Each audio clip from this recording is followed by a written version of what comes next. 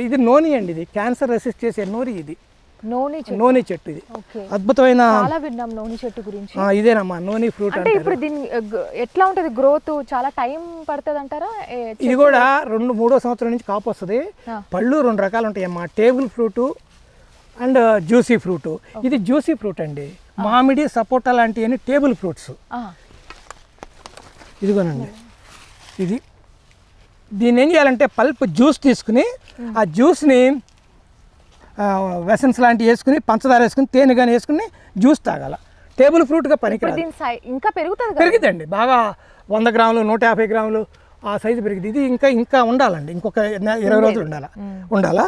ఇది కాక ఇది నోటి చాలా మంచిదండి, క్యాన్సరు రెసిస్ట్ చేస్తుంది అనమాట, పెరగనీదు. క్యాన్సర్ పుండు వచ్చింది పెరగనీదు. మనం కనుక జైలు కనుక తాగితే జ్యూసు క్యాన్సర్ కూడా అనేది. వచ్చిన క్యాన్సర్ని తగ్గలేదు కానీ డైలీ కనుక తాగితే కొంతమంది తాగుతారు, చాలా పెద్దవాళ్ళు. చంద్రబాబు గారు డైలీ తాగుతాడని నేను విన్నా. అలా కొంతమంది, ఇది ఔషధం, దీంట్లో ఔషధ గుణాలు ఎక్కువ ఉంటాయి. మనకి ఇది సౌత్ అమెరికా నుంచి వచ్చింది, south Africa and south America నుంచి వచ్చిన ఫ్రూట్.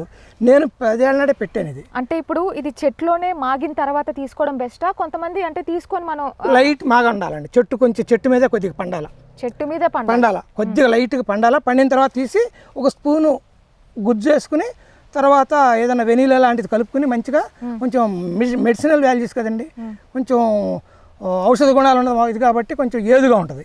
తాగేసేయాలి జ్యూస్, కొంచెం తేనె వేసుకోండి లేదా షుగర్ వేసుకోండి, వేసుకుని తాగితే బ్రహ్మాండంగా ఉంటుంది. నేను తాగుతానమ్మా, నేను తాగుతాను. ఇది బ్రెజిల్ మొక్కమ్మ, ఇది జబోటికా. బ్రెజిల్ నేషనల్ ఫ్రూట్, జబోటికాబా అంటారు. Brazil national fruit. ఇది అర్జెంటీనా, ఇది దరిదాపు 5 ఏళ్ళు అయిందండి వేసి.